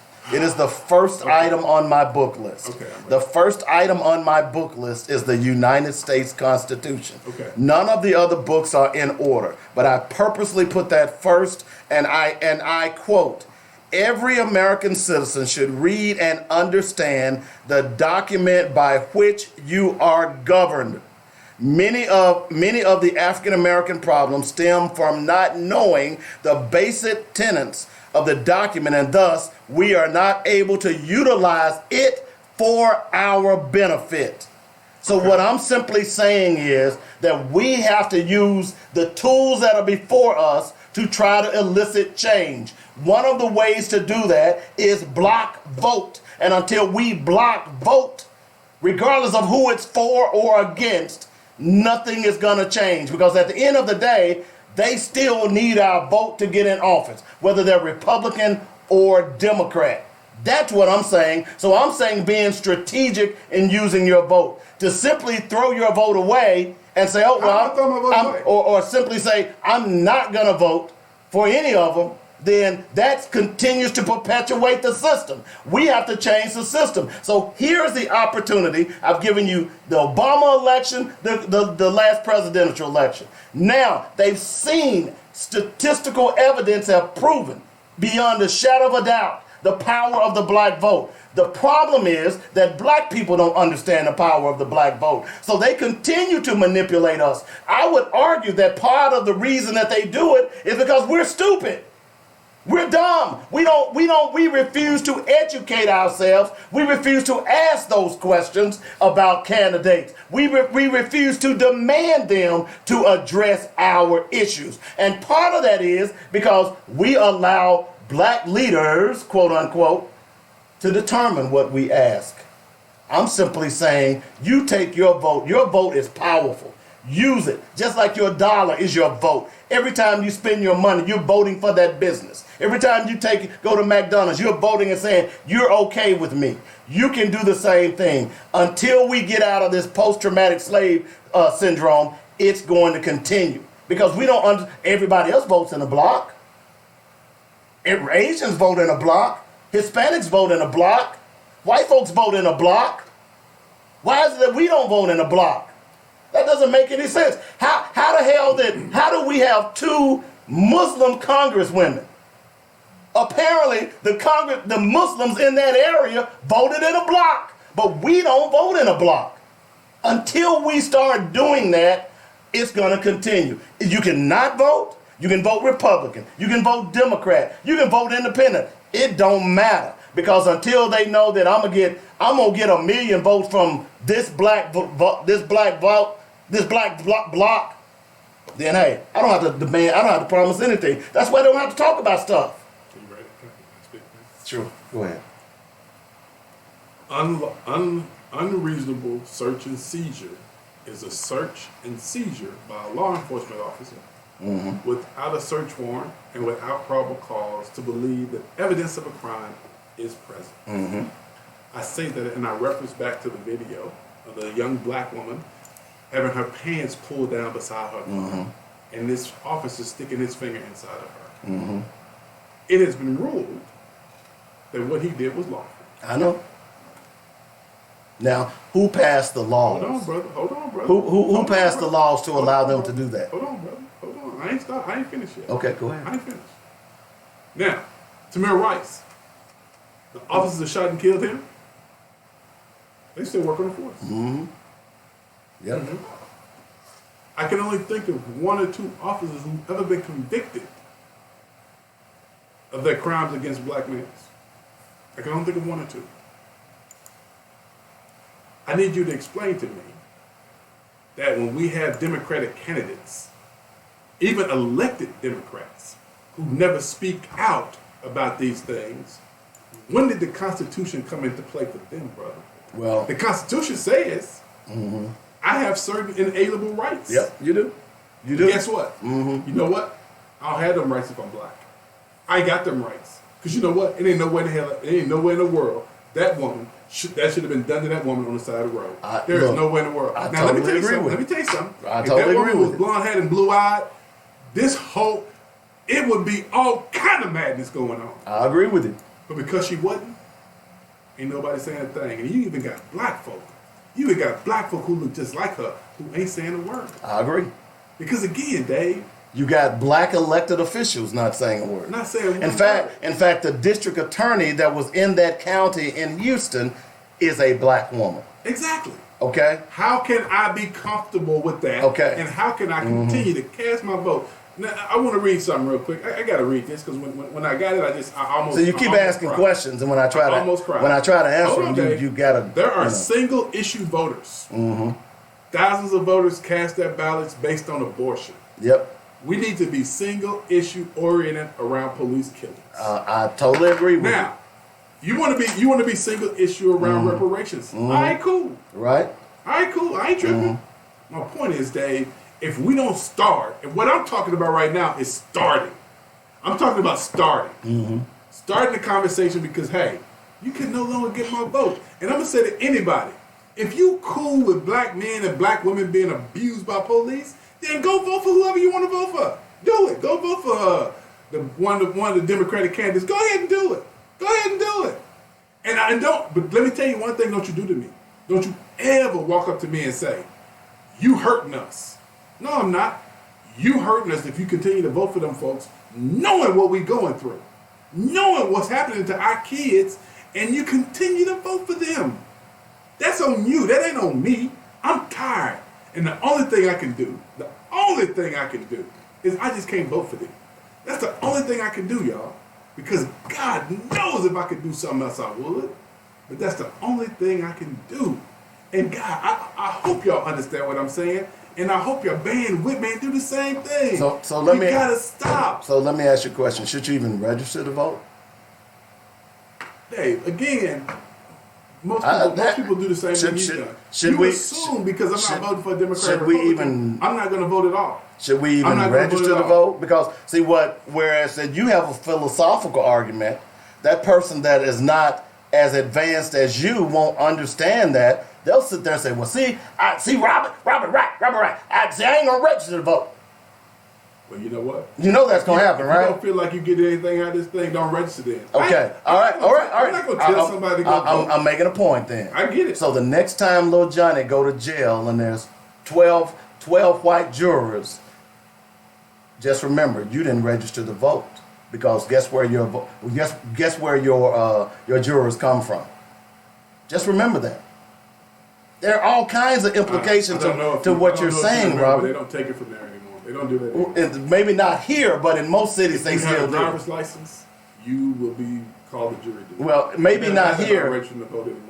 Well, maybe not here, but in most cities. Historically, black folk don't want to be on juries nowhere. Well, that's part of the problem. I ain't disagreeing. Don't get upset when Lil Johnny gets sentenced to 25 to life for selling popcorn in the parking lot. That's what I'm saying. I understand your philosophy, but it is not feasible, Robert. We have to participate in the process, but we have to understand how that participation must happen. The problem is no one has ever told us how to participate, how to use your vote as power. They simply said, go vote. Let me clarify. I never said don't participate. But what I'm saying to you is, whereas I'm saying to you, people are going to misconstrue what you're saying as don't go vote. That's what I'm saying. I understand what you're saying. When you read my post, I totally understood what you're saying. Totally understood what I'm saying. But as you saw the people go down that post, they are misconstrued what you are saying. So a couple of days ago, I said on the show, I don't have conversation with folks about politics because they don't know nothing. You get that right? Mm-hmm. So I'm gonna say this again, and I ain't trying to be uppity. I ain't trying to be nothing. But sometimes you just can't have intellectual conversations with folks because if you read what I put on there, if you read the post, if you read it, it made perfect sense. It makes all the sense in the world, Robert. But No. Hold on. Let me help you, Dave. You got black folk who don't want to deal with truth. True. Because they live in certain worlds. They don't want to deal with truth, right? So since they don't want to deal with truth, they can't address the real issue. They don't want to talk about the real issue. They got to find something else that they can poke at. I learned that, and I understand it, and I ain't fought them for it. Do your thing, but if you get with me, I'm gonna get you right. I'm gonna get you right. You ain't gonna be able to sit on there and play with me. I'm gonna get you right. You with me? All I'm saying is Dave, I am sick and tired of being sick and tired. I'm sick and tired of being sick and tired. I'm sick and tired of seeing my people be humiliated and abused and killed and murdered, and nobody. And when people do say something about it, it's always, why didn't a black man or why didn't a black woman? You never see that when things happen to white people. I give you a great example. Man got his arm broke in Jacksonville. He got his arm broke. They fired the dude that broke his arm. Yep. And pressed charges against him. Yep. Now. And gave him $30,000. Gave the broken arm guy $30,000. Now, how do you kill a black man in his house, and those police officers still work for the police department? You killed a black man in his house. Nobody called the police. Police just walking by. Am I a fool, Dave? Am I a fool to feel this way? So let me ask you a question. You're not a fool for feeling that way, but my question is, what did black people do when that happened? Nothing. That's my point. But I'm here to say this. Wait a minute. Let me do this now. What did black people do? We can't expect them. Look, this country has a history of not treating black people fairly. We know that. Now, at what point will black people stand up and say, "Oh, we've had enough of this"? You see, look, it goes back to the analogy I use all the time about my house and your house. I'm gonna come to your house tonight, man. I'm gonna take anything I want out of your house. Okay? Mm-hmm. I'm gonna take anything I want out of your house. They probably don't care. They probably don't care anyway. You know, no, listen to my point. Oh, okay. I'm gonna take anything I want out of your house. And then tomorrow, I'm gonna come back, and then I'm gonna take anything else I want out of your house. And I'm gonna come back the next day and the next day. What's gonna eventually stop me from coming to your house, taking stuff out of your house? Them carrying you in the box. Exactly. In other words, that means you. So until black people say we have had enough and this is how we're going to attack this ain't gonna change, bro. You got black leaders. We started off with those stupid black preachers. Until we as a community stand up and say, hey, we've had enough. Here's what we're going to do. We're going to target black businesses. We're going to spend our money in black businesses. Look, we marched, we complained, we did everything else in the 60s. Nothing got done until they did the economic boycott. Period, end of story. Because that affected their white pocketbooks. Until we start affecting their pocketbooks, nothing's going to change. Really, the vote ain't going to matter. Because you know what? You know what's more powerful than the vote? Is our dollars. Is our dollars. So until we in the black community stand up and say, here's what's going to be acceptable for us. Here's what we're going to do. It's going to continue. So something opting out of the system, it may sound great. Opting out, Dave. I'm not saying you. I'm just saying how many people have. Simply opting out of the system. But if you keep saying opting out, it gives people the impression that I'm saying to opt out. No, so I'm not. You can't keep saying okay, opt all right, out. I won't say that. But I'm simply, you got to get involved in every aspect of the system to make change. It's like a car engine. You need a battery, you need oil, you need gas, you need spark plugs, you need radiator fluid, you need transmission fluid. All of those things work in concert to get your car running. You need tires, you need a windshield. All of those things work in concert to make sure that your vehicle runs properly. We have to begin to work in concert and use all of the mechanical tools necessary, including the vote, including spending our money, including chastising leaders who claim to be black, and then they go and sell us out for 30 pieces of silver. Every tool that is available to us, we must use for our liberation. That's all I'm saying. And the vote is one of them. Not the be all to end all. It's not the panacea. That's what we've been sold over the years. That if you just vote, things will change. Well, if I just vote, I'm gonna have what they used to say back in the old days. I put a chicken in every pot. No. That is part of the problem. We have to use every tool available. And we simply aren't doing that. We don't have leaders. We don't have one agenda. We don't have nothing. Nothing. And until we do that, this is going to continue to change. It's going to continue to happen because we don't get it. Those folks don't care about our communities. That's why they can destroy our schools. That's why they can bring police into our communities to hunt, as opposed to live. Until we start valuing ourselves, until we break the post-traumatic slave syndrome, this is going to continue. And I'm sorry to say that.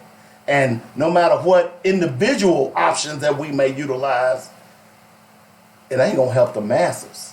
And I'm trying to help the masses. That's all I'm saying. Philosophically, I agree with you. But right now, our people are dying. Our people need food. We got to get out there and start sowing some seeds. We just can't stand up on the mountaintop and say, hey, don't do this, don't do that. To me, that's not feasible for us. We have to have legitimate ideas, and those people, black leaders who are claiming to be black leaders, if they don't want to get on board, then we need to kick them to the curb. That's why I always use the election of Willie Harrington in Memphis. That was the only time in the history of me being an adult I've never seen black people come together under one umbrella and make sure something was done. It was the African American People's Convention in Memphis. That was what elected Willie Harrington. Those black, even the black people that were running against him, they had to sign an agreement. Just about, it filled up the Mid-South Coliseum. And if you wanted us to vote for you, this convention, then you have to sign this agreement that you will not jump back in the race, you will not dilute the race. If you don't win today with this straw poll, then you're out the race. Those were black people who came together in Memphis to elect a black mayor. I've never seen it done before. But what that told me, and what that continues to tell me, that we can do it. We just have to start saying, okay, this is what we're going to do. All right, Dave. That's all I'm saying. C.S. Lewis said something that I love. Oh, Out of the Silent Planet author. One of my favorite authors. Says you can't go back and change the beginning. You can only start where you are and change the end. Right? Right. Good quote. Right now, Dave. I've heard that. My post is I'm starting right now and I'm trying to change the ending. Now, do what you want to with it. Feel how you want to feel about it. I, in good conscience, can no longer do that.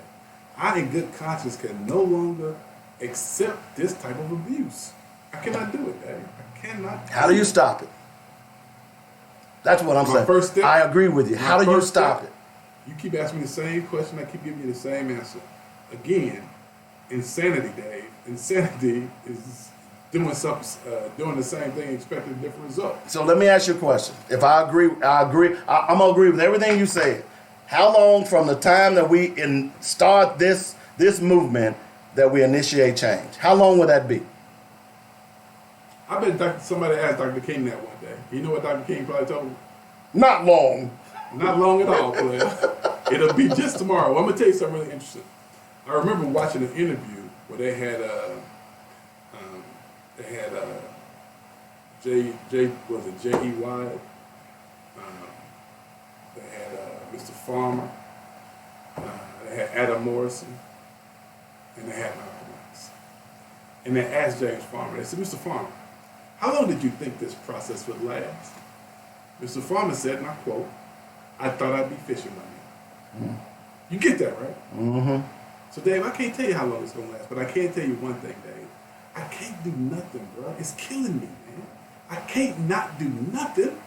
I can't go vote for them again, Dave. Dave, last night I cried watching a video of a man who wouldn't put his hands behind his back. I cried like a baby, Dave. So I guess I shouldn't send you the video of the white woman who almost ran over the police and she's still living. I cried like a baby, Dave, because I understood what that black man felt. Dave, every time a police gets behind me, Dave, I get this sense of rage in me now. I don't know where it came from. I get a sense of rage because I'm thinking, I ain't did nothing. Why is he getting behind me? I'm just driving down the road. Dave, the other day, I'm driving down 630, going past Woodrow, and the police officer was in the far right-hand lane, far left-hand lane. This man comes across, gets right behind me, Dave. Now, Dave, do I think that this man is getting up on the next exit? He's probably getting up on the Pine and Woodrow exit. No, he was. Do I think that? He was running. No, he was running your tags. He was running my tags, is what I thought in my head, Dave. He's running my tags, and now he's finna pull me over and harass me. And now, Dave, had that man pulled me over, I cannot tell you that my behavior would have been no different than that brother's because, Dave, I am angry. I am very angry. And the reason I'm angry is I feel that there's nothing I can do, and people who look like me are constantly being abused and they're constantly being killed, and I feel that me giving my vote to another Democrat or any candidate who does not talk about the issues that are important to me, Dave, is like me saying that everything that's happening to me and other black people who look like me is okay. That's me, Dave. That's me. Now, if you're out there, ask another brother how he feels about the police getting behind him. Ask another person how they feel about the video of the woman having her pants pulled down and the police officer sticking his finger inside her. I'm not sending you any Ask video. those questions. Because again, y'all, we got to stop this. And if we don't stop it, because we already seeing nobody else going to stop it, this is all on us. All of it's on us. All of it, Dave. And on that note, I'm done. I'm sorry. You feel better, man? No. Well, I was hoping you'd say a little bit. You know, I'm not gonna feel better until I get somebody to tell me, Robert, I understand your pain. You needed to vent and I'm today. with you. I think you needed this. It wasn't a vent, Dave. It's not a vent. You needed it's just this. No, it's just at some point. I'm just if saying. you don't do what you gotta do, Dave, it's gonna be ugly. You needed this. You really did. I think so, Dave. Yeah. I think I needed it. You think this was therapeutic? Yeah. I feel your pain. I don't think so. You still gonna vote for a Democrat? I'm still going to participate in the process. I'm participating in the process too. You know, so hold on, Dave. See, you keep doing that, Dave, and that's the sly way. That's the white folk way of saying. That's the white folk way of saying. You just called me a white folk. Yeah.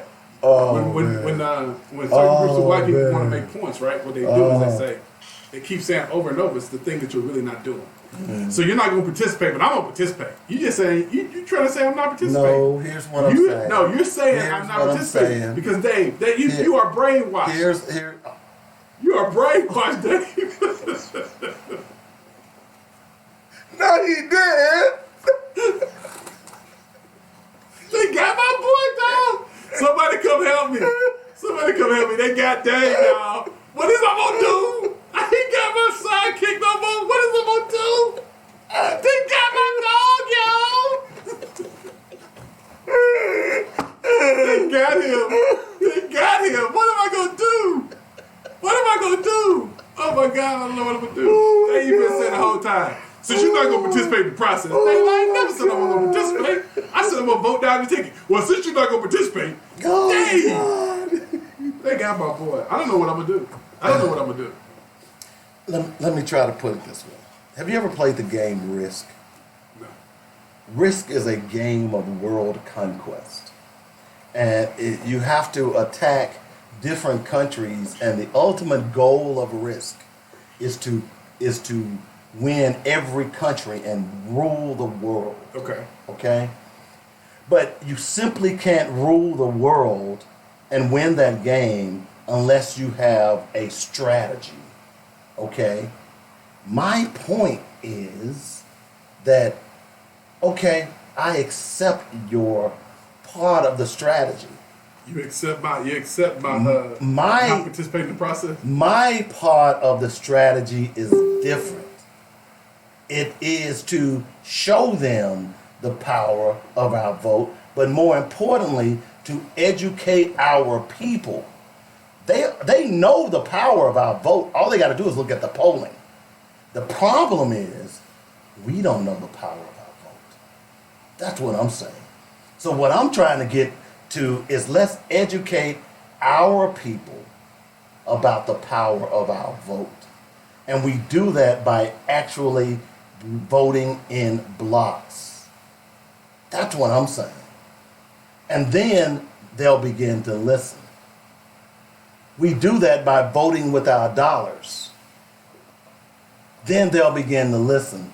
Right now, we're our own worst enemies. See, and that's my problem. See, this is what's problematic for me about that dollar thing you keep throwing out. You ready? Yeah, I'm ready. Okay. So, if you don't eat, you don't have to eat. You don't have to go to a white establishment to eat. You don't have to go to a white establishment to get your hair done, get your nails done. Mm-hmm. All right. Where you gonna buy your clothes at?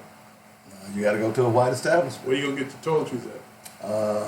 You got to go to a white establishment. Where you gonna buy your car at? Unless Uncle Willie got one for sale, you got to go to a white. Well, there are some black dealers. Yeah, but so you keep having a conversation about spending my money somewhere else. Mm-hmm. It is unrealistic for me to push that because there are only certain places I can spend my money with. Mm-hmm. I can't spend my money. It ain't like I'm in Africa and they ain't got no Walmart.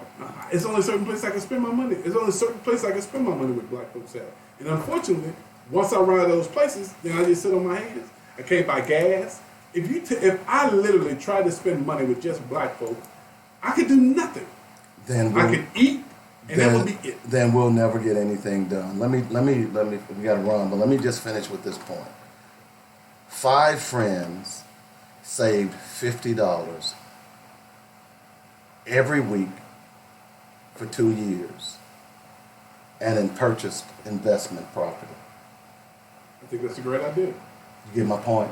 I get your point. If we keep saying we can't, we never will. I'll never say we can about black folk. I'll never say that. What I will say is that sometimes the things that we propose are sometimes far more difficult to accomplish because of the limited circumstances that we live so in. you think just because your little thing is easy to accomplish than my little thing? Is that what you saying? No, I'm not saying that. I'm saying that I believe everything works. I believe we should do all these things in concert. That's what I've been saying. But you've been fussing at me the whole hour. You've been fussing at me, and that's what I've been trying to say, is that we have to attack this on a multi-pronged attack. But now, what you do, you go on an hour and a half soliloquy. I'm due. I'm done. I'm gonna walk out. I'm this. I'm that. I'm this. I'm Robert Ware. Yeah. Hey, Drop Squad, if you can you be down at 15th and Main? We got to drop David today. We got to get him, man, because he went over to the dark side. They got my dog, y'all. Help me. Help me. They got my dog, y'all. They got my dog. Hey, we got to get out of here. Good show, good conversation. This is what we got to talk about, folks. And you know what? I still like Robert. You can agree. I don't like you, Dave. I love you, bro. Oh, well, I don't really love you. But the point is that you have to agree to disagree, okay? You got to. And there are many things that we can do to solve the problem. Everybody has ideas. We just have to put them into place, okay? All right, man. Make your little thing. See, even somebody said, awesome show. Spend money in your own community. If you don't, nobody else will. And Dave. Yes, Robert. Peace. I love you, man. Love you, brother. Okay, bye. Good show, man. I got your ass this time. You ain't get me. I got you this time. You just trying to spin it back on me. No, sir. Good show. Cha-ching. Oh, that was good. We got pretty good.